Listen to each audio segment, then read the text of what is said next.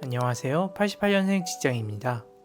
이번 영상은 지난 영상에서 말씀드린 것처럼 34살 미혼 남자가 생각하는 결혼에 대한 이야기입니다. 사실 결혼 정년기에 있는 남자로서 주변에서 하나 둘 결혼하는 모습도 보이고 지인들과 이런 주제로 이야기를 나누는 횟수가 점점 많아지며 저도 진지하게 생각을 해보게 된 것 같습니다. 다만 다소 민감할 수도 있는 주제이기도 하고 각자 생각이 다를 수 있는 만큼 그냥 편안하게 봐주시면 감사하겠습니다. 저 또한 아직 결혼을 해본 적도 없고 결혼관이 명확하게 있는 것도 아니니까요. 우선 저의 결혼관에 앞서 요즘 우리나라의 결혼 실태에 대해 한번 조사를 해봤습니다. 자료는 통계청을 이용하였는데요. 잠깐 같이 보실까요?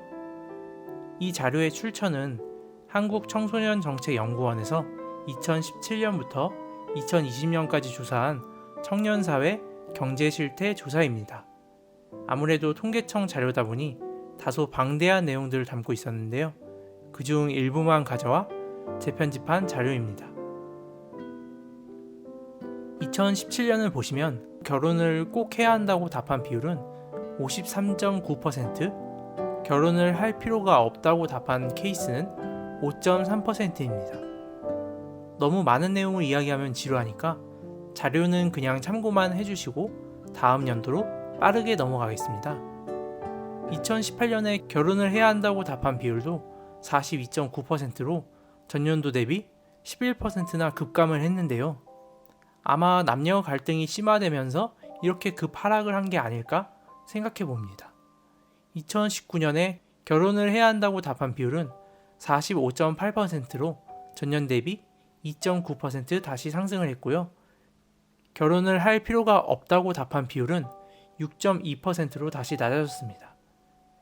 2020년의 자료조사에서는 조사 대상 연령이 다소 더 현실적으로 바뀌었는데요. 대상자의 나이가 만 18세에서 만 34세로 조정되었습니다. 결혼을 꼭 해야 한다고 답한 비율은 42%로 역대 최저치를 기록했고 결혼할 필요가 없다고 답한 비율은 6.2%로 전년도와 동일했습니다. 이렇게 4년치 통계를 종합해보면 결혼을 할 수도 있고 하지 않을 수도 있다는 유동적인 입장인 분들이 가장 많아지고 있다는 것을 알 수 있습니다. 생각보다 결혼을 할 필요가 없다고 하시는 분들의 비율은 4년간 1% 상승에 그쳤습니다. 물론 통계에 함정이 있을 수 있기 때문에 감안은 해야겠죠. 하지만 주변을 둘러봐도 생각보다 30대 초반에 많이들 결혼하는 것을 볼 수 있으니 완전히 잘못된 통계는 아닌 것 같습니다. 결혼을 해야 한다, 결혼할 필요 없다에 4년치 자료만 따로 모아 그래프로 그려봤는데요. 비혼이 급속도로 많아졌다고 하지만 통계상으로는 그렇게 느껴지진 않았네요. 하지만 확실한 건 결혼은 이제 필수는 아니고 선택이라고 생각하는 분들이 대다수가 되었다는 겁니다. 저도 같은 입장인데요. 하지만 최근 1년간 결혼을 하면 어떨까? 라는 생각을 한 순간이 2번 있었습니다. 첫 번째는 올해 2월이었나? 제 초창기 영상 보시면 스노우 메이커로 오리를 만드는 영상이 있는데요. 당시 유행하는 스노우 메이커를 사놓고 눈 오기만을 기다렸다가 폭설이 내린 날 좋다고 뛰어나간 적이 있습니다. 신나게 오리를 만들고 있는데 한 아이와 아빠, 아내분이 나오셨더라고요. 당연히 아이는 제가 만들어둔 수많은 오리들을 보고 부러워했는데요.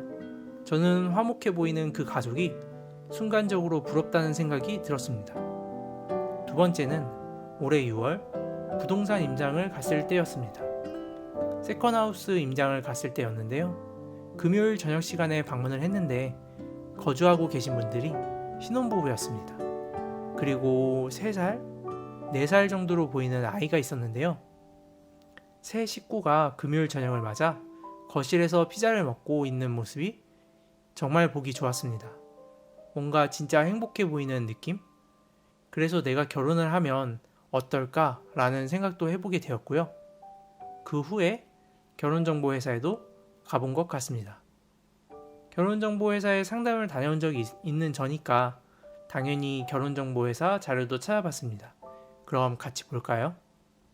우선 인터넷에 만나고 싶은 배우자 조건이라고 치면 우리가 모두 예상한 그 결과가 나옵니다.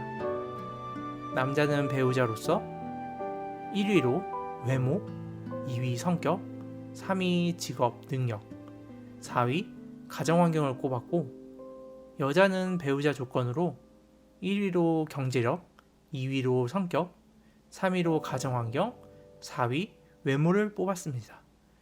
그 외에 자세한 항목도 찾아봤는데요. 살면서 꼭 지켜줬으면 하는 것, 배우자에게 숨기고픈 비밀, 가장 중요하게 보는 조건, 이상적 배우자 직업, 꼴불견 배우자 등등 재미있는 자료가 많았습니다.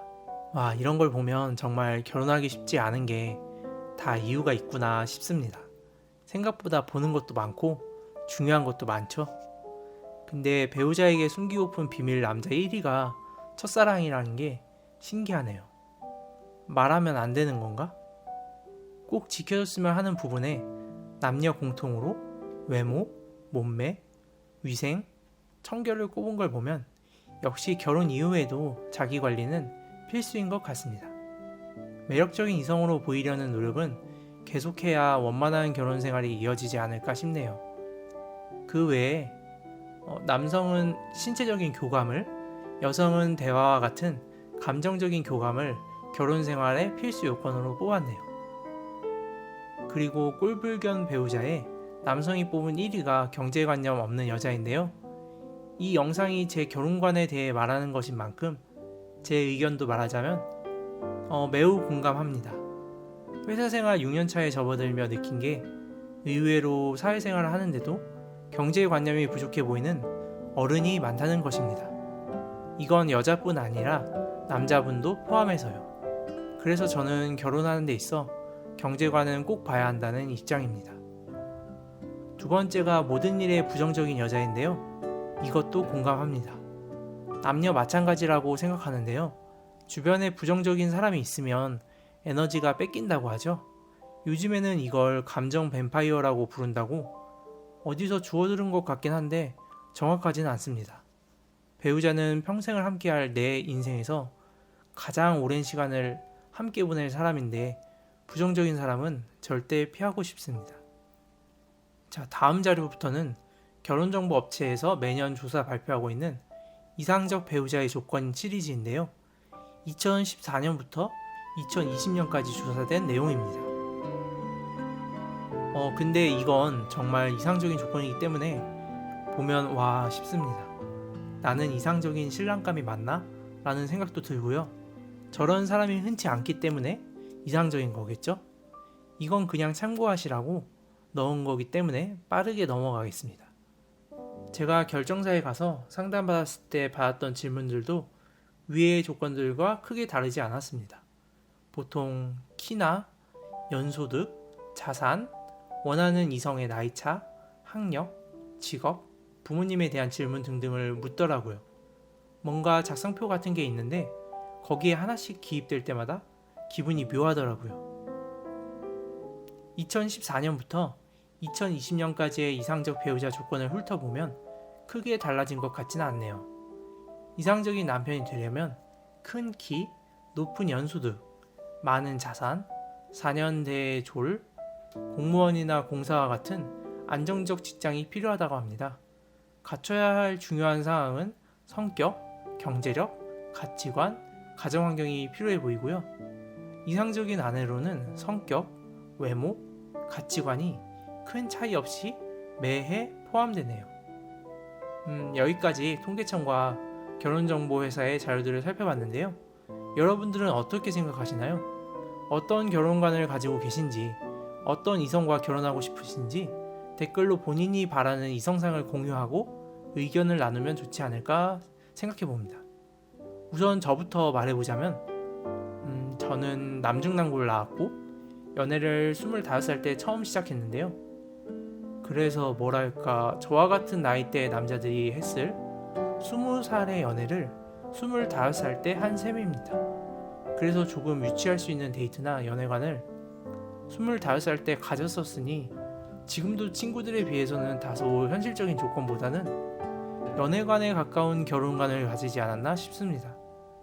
저는 앞서 말한 것처럼 경제관념이 뚜렷하지 않으면 호감이 가지 않는 것 같습니다.